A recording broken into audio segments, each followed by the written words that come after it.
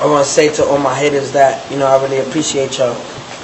2 weeks ago, nobody was jacking TEKASHI69, but y'all niggas made me relevant. Before TEKASHI69 dropped songs like Yokai, Exodia, Helsing Station, Poles, and Gummo. I don't fuck with no old hoes, only new hoes. Put my dick in the backbone, I pass it to my bro. Before collaborating with famous Dex, J Stash, and Trippie Redd. Boy, we'll pull up at your home. You're home alone, home alone, home alone. Before facing rumors that he pled guilty to statutory rape allegations that would cause Trippie Redd to disown his former collaborator. I'm sorry, brother. 6ix9ine don't promote pedophiles. Well, TEKASHI69 is widely known as a popular SoundCloud rapper. Believe it or not, he doesn't actually have his own SoundCloud account. He actually launched all of his music on YouTube, although he actually doesn't have a YouTube account either.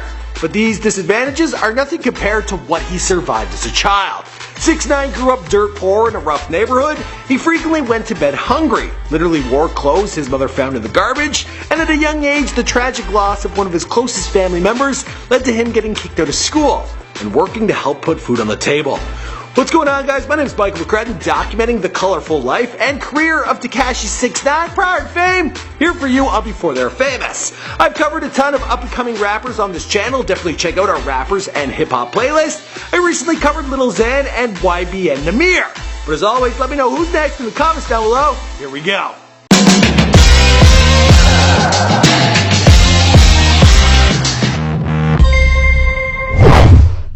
I stand out for the kids that can't stand out for themselves, like stand out for themselves and get bullied and deal with a whole lot of cyberbullying, deal with a whole bunch of school. TEKASHI69 was born Daniel Hernandez on May 18th, 1999. He was born and raised in the Bushwick neighborhood of Brooklyn, New York, and he was raised by both his mom and dad. And he grew up alongside his brother, and he's of mixed Hispanic descent. My mom is Mexican. She's from Puebla, Aclisco de las Flores in Mexico. And my dad is Puerto Rican. If you haven't noticed, 6ix9ine is a big part of TEKASHI's colorful branding. It's in his stage name and was his stage name prior to that. He's also got the number 69 tattooed all over his body, most noticeably inked in giant block numbers on his forehead, which is actually one of his most recent tats. He actually has the number tattooed on his body over 200 times. According to TEKASHI, the number has something to do with his childhood, but he's pretty cryptic about what exactly it means. He stated, 6ix9ine is just a lifestyle, you know what I'm saying? And it has to do a lot with how I came up. You know what I'm saying? I don't want to get too much into what 6ix9ine is, you know what I'm saying, right now, but just, I want people to really understand, so I'm gonna let them know who I am first before they get to know the 6ix9ine. You know what I'm saying? I'm gonna be honest with you, TEKASHI, I have no idea what you're saying. Anyway, since he says 6ix9ine has something to do with how he came up, my best guess is that it has something to do with surviving difficult circumstances. Young Daniel didn't have a TV growing up. He would often go to sleep hungry, so much so that his stomach made noises so loud that his mother would hear the grumbling and cry. He never had money for new clothes. In fact, his mother once gave him a pair of shoes that she found in the trash. And when he showed up to school wearing them, one of his classmates recognized them as a pair he had thrown away. But despite his poverty, Daniel was a popular kid in school.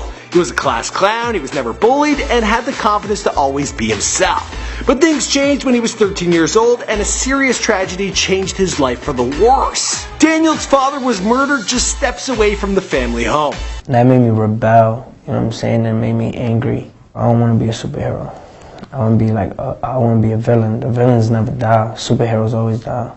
After that, Daniel had some serious issues. He began getting in trouble in school, and though he forgets what incident ended up being the final straw, he was expelled in the 8th grade. With his father gone, Daniel's mother had even more trouble paying the bills than before. So rather than focusing on getting back into school, Daniel began to look for work to help her pay the bills. The first job he landed was a gig as a busboy at a local restaurant, but it didn't last long. Young Daniel was too weak to carry stacks of plates and ended up getting fired. He would later find work at other odd jobs, but with traditional work failing to get Daniel the cash he so desperately needed, he and his brother turned to selling drugs. At first, just weed. While Daniel would eventually make a name for himself as a rapper, his musical taste ranged across a wide spectrum, with his early musical influences being of a totally different flavor. He listened to heavy metal bands like All That Remains and Parkway Drive, And embarking on his new family drug business, Daniel began spending more time than ever with his brother. His brother was in a metal band, which further exposed Daniel to music from the genre. Unfortunately, the drug slinging was not all positive. At one point, Daniel had a job working at a bodega, and the store owner caught him selling heroin while working at the store. Daniel made a bad call after being confronted. He opted to beat up the store owner. The cameraman's laughing.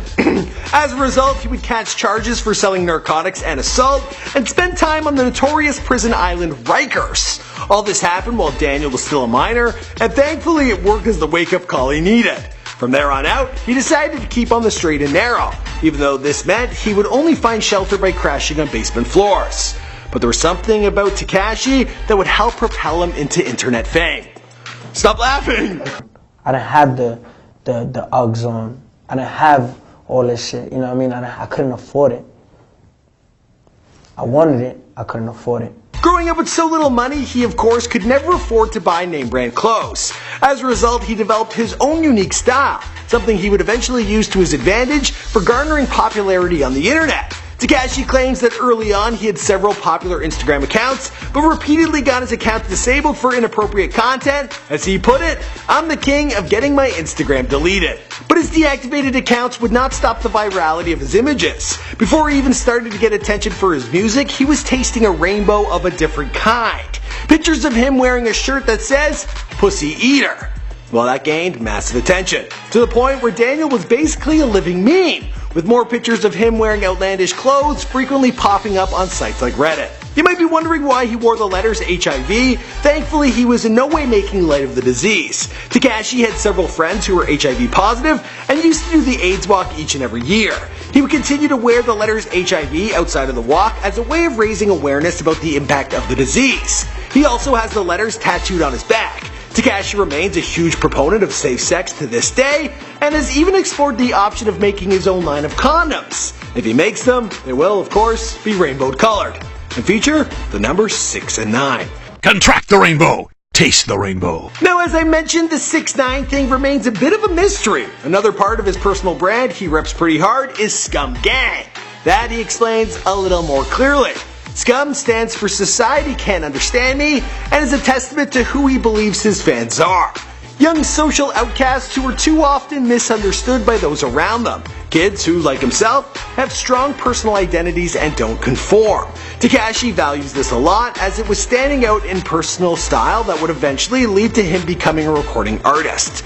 Tekashi stated, "Well, I started rapping for fun. I really didn't want to be a rapper or whatever. I just started making music because everybody was just like, yo, you look mad cool." We do not condone in the violence being done to women and children. We do not take part in that. We do not respect that. That's not what Scum Gang 69 is about. As I mentioned in the intro, despite being thought of as a SoundCloud rapper, Tekashi never started his own SoundCloud account. And despite growing a fan base with YouTube videos, he never created his own YouTube account. All he would do is make his music, make his videos, and release them through a channel called FCK That, which according to Tekashi is a label based in Slovakia. In fact, Tekashi continues to have a large following in Eastern Europe. The first time he performed live was during a tour in Eastern Europe in the spring of 2017. That first performance was a sold-out show in Prague. Tekashi was just 15 when he created his first music video. It was called 6ix9ine, but unfortunately it got deleted off of YouTube. In fact, his first few videos all got deleted, so apparently he's also the king of getting his YouTube videos deleted. Calling me, texting me, blowing up my fucking phone. And I ain't even fuck that bitch. All I did was catch the dog. His oldest music video that seems to still be available on the FCK Them channel appears to be Scum Life, which dropped on July 27, 2015. That video would fail to see massive numbers right away, but has since gone on to rack up nearly 1 million views. He would garner more attention throughout 2016 with tracks like Yokai and Helsing Station. In January 2017, he collaborated with Jay Stash and Zen Black to create Exodia. For all these songs, Tekashi put painstaking effort into making his videos as cool as possible. When it comes to making music videos, he says he thinks he's the best at what he does.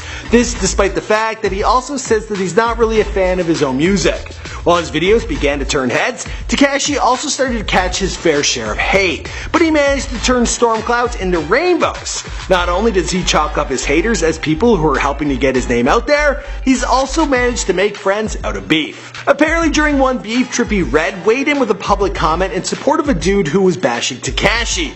Well, as soon as Tekashi saw this, he DM'd Trippie telling him he likes his music. Trippie responded in kind, saying he likes what Tekashi was doing, and soon enough, the pair would be collaborating.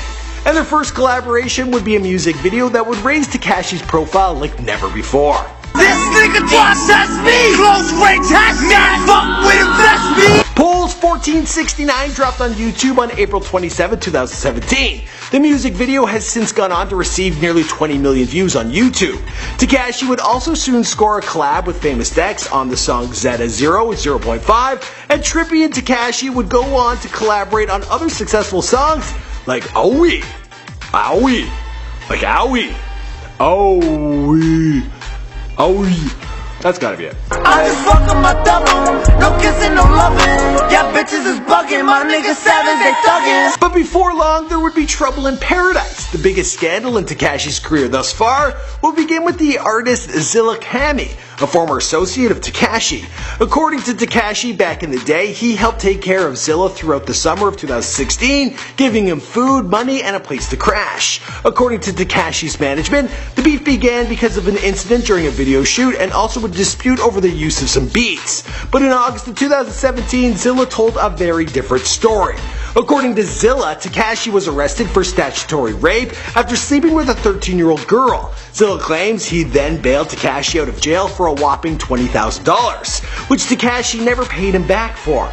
As evidence of his alleged crimes, Zilla and other Tekashi detractors have circulated this image, apparently showing Tekashi with an underage girl. There's also this image, a screenshot allegedly showing his charges, and the fact that he pled guilty. It should be noted that Daniel Hernandez is a common enough name, and it's not clear that this rap sheet is actually about Tekashi. Plus, 6ix9ine has not produced a receipt showing that he actually paid bail for him. Tekashi also tried to confront Zilla about the allegations outside of a tattoo parlor, but Zilla, he refused to come out. Look, yo, Zilla, come outside. No. He don't want to come outside. He locked himself inside the tattoo shop. Nevertheless, he also put out a strange video in which he referred to himself as a happy rapist. I'm such a happy rapist. And I'm free. After this scandal broke, Trippie decided to distance himself from the alleged statutory rapist. You got me fucked up, nigga. I don't rape bitches. I don't do that. You feel me? I don't fuck with little girls. You did.